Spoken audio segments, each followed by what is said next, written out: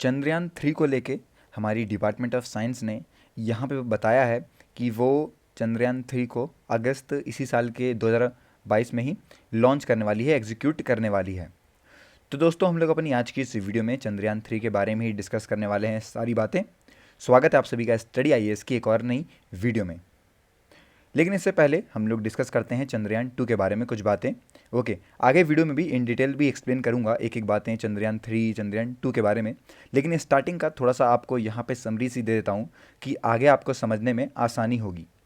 देखिए दोस्तों, दरअसल चंद्रयान 2 जो है जब इसे लॉन्च करा गया था तो वो हमारा सेकेंड लूनर एक्सप्लोरेशन मिशन था, जो कि हमारे इसरो के द्वारा, इंडियन स्पेस रिसर्च ऑर्गेनाइजेशन के द्वारा करा गया था।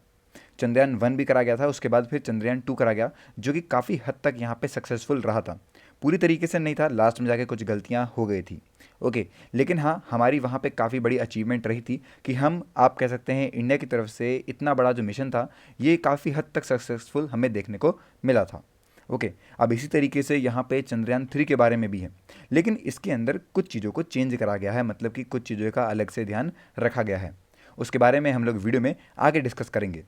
लेकिन उससे पहले ये बता दूं कि आखिर यूपीएससी के सिलेबस से आपके लिए ये टॉपिक कैसे इंपॉर्टेंट है। प्रीलिम्स में तो डायरेक्ट सवाल बनते हैं चंद्रयान 3 चंद्रयान 2 पे, और जो हमारे इंडिया में या फिर इसरो के द्वारा जितने भी यहाँ पे लूनर पोलराइजेशन एक्सप्लोरेशन मिशन होते हैं इनके बारे में, और कितनी तरीके की ऑर्बिट होती है, ये सारे टॉपिक प्रीलिम्स के लिए बहुत इंपॉर्टेंट हैं।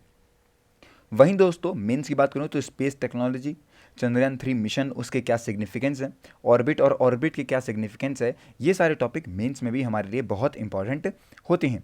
और ये सभी कुछ मैं अपनी आज की इस वीडियो में भी डिस्कस करूंगा। एक एक करके पहले बताऊंगा कि आखिर ये मिशन क्या है, चंद्रयान 3 क्या है, फिर चंद्रयान 2 क्या था। ओके, फिर हम लोग आगे डिस्कस करेंगे कि आखिर किस तरीके से जो ऑर्बिट है ये हमें देखने को मिलती है। जितने भी अर्थ के सराउंडिंग ऑर्बिट है इन सभी के बारे में हम लोग डिस्कस करेंगे। पर न्यूज़ पहले ये आ रही है कि डिपार्टमेंट ऑफ साइंस ने ये बोला है कि इंडिया ये प्लान कर रही है कि एग्जीक्यूट कर दे चंद्रयान 3 मिशन को अगस्त 2022 में, मतलब 2022 में ही ये आप कह सकते हैं हमें एग्जीक्यूट होता हुआ दिखाई देगा। यहाँ दोस्तों चंद्रयान 3 मिशन के बारे में कुछ बातें हैं।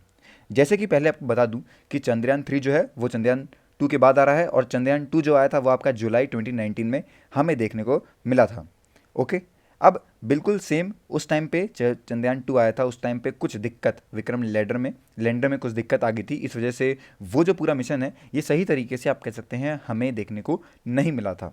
लेकिन दोस्तों अभी क्या है, हमारी जो लैंडिंग कैपेबिलिटीज़ है उसको डेमोस्ट्रेट भी करा गया है, और यहाँ पे एक पार्टनरशिप भी रखी गई है जो कि जापान के साथ है 2024 के लिए।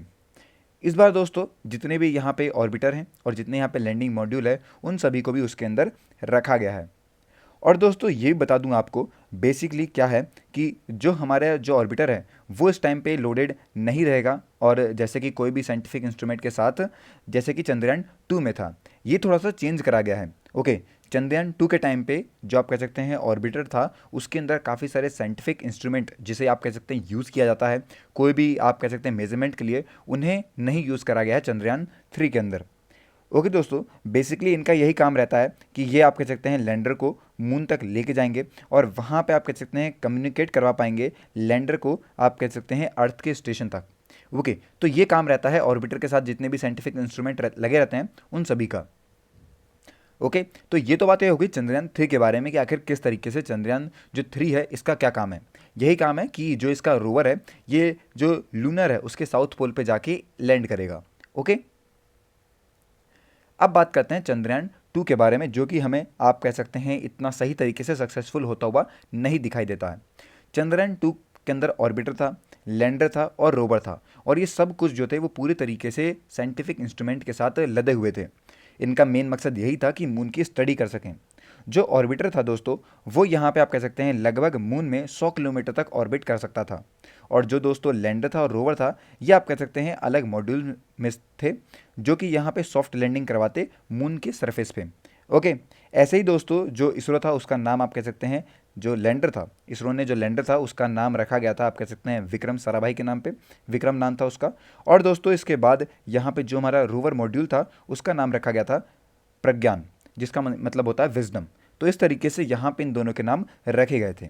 अब दोस्तों यहाँ पे आप कह सकते हैं कंट्री ने जो हमारा सबसे ज़्यादा जियो सिंक्रोनाइजेशन लॉन्च व्हीकल है GSLV Mark 3, उसके द्वारा इसे यहाँ पे अबॉर्ड करा था मतलब कि भेजा था। और दोस्तों जो हमारा लैंडर था विक्रम, वो यहाँ पे आप कह सकते हैं कंट्रोल कर रहा था लैंडिंग को, और कुछ आप कह सकते हैं क्रैश की वजह से, लैंडिंग के टाइम पे क्रैश की वजह से वो रोवर जो हमारा प्रज्ञान है उसे संभाल नहीं पाया, ओके, कि उसकी सक्सेसफुल यहाँ पे ट्रैवलिंग हो सके मून के सरफेस तक। ये दिक्कत देखने को मिली थी चंद्रयान 2 के टाइम पे, ओके। अब इन चीज़ों का ध्यान रखा जाएगा आगे, आप कह सकते हैं जो हमारा चंद्रयान 3 है कि इतना कुछ उसे हैवी आप कह सकते हैं लोड ना करा जाए कि आगे कोई और दिक्कत उसमें देखने को हमें मिले। अभी दोस्तों यहाँ पे आया है GSLV Mark 3। ये कैसे इंपॉर्टेंट है, देखिए दोस्तों, जो हमारा GSLV Mark 3 है ये पूरी तरीके से डेवलप करा गया है इसरो के द्वारा, और ये 3 स्टेज का व्हीकल है जिसे यहाँ पे डिज़ाइन करा गया है लॉन्च कम्युनिकेशन सैटेलाइट के द्वारा, जो कि हमारी जियो स्टेशनरी ऑर्बिट तक जाता है। इसके पास इसका खुद का 640 टन का मास है, जो कि यहाँ पे लगभग 8000 kg तक पेलोड लेके जा सकता है लो अर्थ ऑर्बिट तक, और 4000 किलो आप कह सकते हैं पेलोड जो है वो लेके जा सकता है GTO तक, जियो सिंक्रोनाइजेशन ट्रांसफर ऑर्बिट तक, ओके। तो इस तरीके से यहाँ पे आप कह सकते हैं GSLV Mark 3 काम करता है। अभी दोस्तों बात आती है यहाँ पे ऑर्बिट्स के बारे में। बेसिकली हमारे पास अभी जानने के लिए 3 ऑर्बिट हैं, पोलर, जियो स्टेशनरी और सन सिंक्रोनाइजेस ऑर्बिट। इस तरीके से हमारे पास 3 आप कह सकते हैं ऑर्बिट है। अगर हम बात करें यहाँ पे पोलर ऑर्बिट के बारे में, जो कि आपको यहाँ पे पिक्चर में दिखाई भी दे रही होगी, तो जो हमारी पोलर ऑर्बिट है ये यहाँ पे ट्रैवल करती है नॉर्थ से साउथ पोल तक, ओके, और अप्रॉक्सीमेटली 90 मिनट का टाइम लेती है ये पूरे रोटेशन में। तो इस तरीके से हमारी पोलर ऑर्बिट जो है वो काम करती है। और दोस्तों जैसा कि यहाँ पे लिखा भी हुआ है कि हमारी अर्थ से 200 से 1000 किलोमीटर ऊपर तक है, ओके। अब इसके बारे में बहुत सारी और भी बातें हैं कि जितनी भी हमारी सैटेलाइट हैं जो कि यहाँ पे मॉनिटरिंग कॉप्स यूज़ करती हैं, ग्लोबल सिक्योरिटी या फिर कोई ओजोन कॉन्सेंट्रेशन को मेज़र करने वाली होगी, स्ट्रेटोस्फेयर पे टेम्परेचर को मेज़र करने वाली होगी, ये सभी पोलर ऑर्बिट पे आके घूमती हैं। और दोस्तों इसे बोला जाता है कि ये सैटेलाइट के लिए पोलर ऑर्बिट जो है वो लोअर एल्टीट्यूड पे रहता है, ओके। और हम लोग पोलर ऑर्बिट को ही एक तरीके से बुलाते हैं हमारा लो अर्थ ऑर्बिट लियो, ओके। जिस हिसाब से हम लोग आप कह सकते हैं कैमरे की जो इमेजेस वगैरह होती है अर्थ की, वो हम यहीं पे आके लेते हैं। अब बात करते हैं यहाँ पे जियो सिंक्रोनाइज ऑर्बिट के बारे में। देखिए दोस्तों, जितनी भी यहाँ पे सैटेलाइट वगैरह हैं जो कि हमारे ऑर्बिट पे सेम डायरेक्शन में स्पिन करती हैं, अर्थ के सेम डायरेक्शन में, वो सारी आप कह सकते हैं इस ऑर्बिट में आती हैं। और ये लगभग दोस्तों यहाँ पे 36,000 किलोमीटर ऊपर है अर्थ सरफेस से। जियो स्टेशनरी सेम वही है, ओके।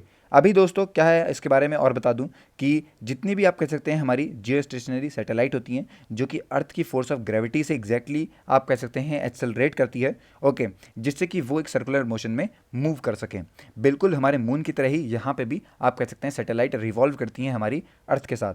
लास्ट दोस्तों आता है हमारा यहाँ पे GTO, जियो सिंक्रोनाइजेस ट्रांसफर ऑर्बिट, ओके। जितनी भी यहाँ पे आप कह सकते हैं ऑर्बिट आती हैं ये सभी स्पेस क्राफ्ट यूज़ करते हैं, उसके इंजन जो भी सब हैं वो सभी यहाँ पे आते हैं, ओके। तो इस तरीके से दोस्तों जो आप कह सकते हैं हमारी ऑर्बिट हैं वो हमें देखने को मिलती हैं। आई होप कि आपको पता लग गया होगा कि आखिर कितनी तरीके की यहाँ पे ऑर्बिट हैं और किस तरीके से वो काम करती हैं। मिलते हैं दोस्तों नेक्स्ट वीडियो में। अगर कोई डाउट वगैरह है तो आप पूछ सकते हैं, वरना यही थी video. Thanks a lot, take care. दोस्तों अनअकैडमी आप लोगों के लिए लेके आया है नया कॉम्बो वीक। इसके अंदर दोस्तों आप लोगों को मिल रहा है प्लस कॉम्बो पे ऑफ़र 22% का तो आपको वैसे ऑफ मिल रहा है, और 10% का आप लोगों को मिलेगा एजुकेटर कोड के साथ। एजुकेटर कोड क्या है हमारा, स्टडी IAS है। तो अगर आप लोग जो स्टडी IAS कोड यूज़ करते हैं तो उस पर आप लोग को 10% का एक्स्ट्रा डिस्काउंट मिलेगा। प्लस पे और आइकॉनिक दोनों ही कॉम्बो पे आप लोग को ये ऑफर मिल रहा है। ज़्यादा डिटेल्स के लिए आप लोग जो नंबर दिया है नीचे 8585858585, काफ़ी बढ़िया नंबर भी है, यहाँ पे कॉल भी कर सकते हैं। ओके दोस्तों, नए बैचेस स्टार्ट हो रहे हैं 9 फेब से सभी अपकमिंग ईयर्स के लिए। तो जो भी बच्चे चाहते हैं कि वो अपनी प्रिपरेशन अनअकैडमी के साथ करें, सही मौका है, अभी जाके वो लोग एनरोल कर सकते हैं। ज़्यादा डिटेल्स के लिए बैचेस के बारे में भी सेम नंबर पे कॉल कीजिए। आइकॉनिक सब्सक्रिप्शंस पे आप लोग को काफ़ी कुछ मिल रहा होता है, जिसकी मदद से आप लोग अपनी प्रिपरेशन को और अच्छे तरीके से कर पाएंगे, और जो भी यहाँ पे आपकी मदद है वो अनअकैडमी करने को तैयार रहेगा। इसी के साथ साथ दोस्तों आप लोग के लिए यहाँ पे 6 फेब में अभी क्या होने वाला है, UPSC CSE कॉम्बैक्ट है, जहाँ पे आप लोगों को स्कॉलरशिप वगैरह मिलेगी। काफ़ी बढ़िया, दोनों ही हिंदी और इंग्लिश लैंग्वेज में ये अवेलेबल है। और एक नई सीरीज़ है यहाँ पे पीटी के लिए 2022 पे जीएस और सीसेट स्कोर बूस्टर पे, जहाँ पे आप लोग के लिए जो प्रिपरेशन का रोड मैप है वो भी साथ में लेके आया जाएगा, जिसमें आपके 15 क्वेश्चन रहेंगे, 15 मिनट का ये रहने वाला है। जीएस पे वीकेंड में जीएस का रहेगा और सीसेट का जो है वो सैटरडे में रहता है सुबह 10 बजे। इन दोनों को आप अवेल कर सकते हैं, जो स्कोर बूस्टर टेस्ट सीरीज़ है उसको भी और यूपीएससी सीएससी कॉम्बैक्ट को भी। एंड दोस्तों, जो बच्चे हैं जो थोड़े फाइनेंशियल अनस्टेबल हैं उनके लिए भी अनअकैडमी अपनी तरफ से काफ़ी कुछ कर रहा है। लोन वगैरह की फैसिलिटी के लिए भी नीचे दिए हुए नंबर पे आप कॉल कर सकते हैं, सारी इन्फॉर्मेशन आप लोग को वहाँ मिल जाएगी।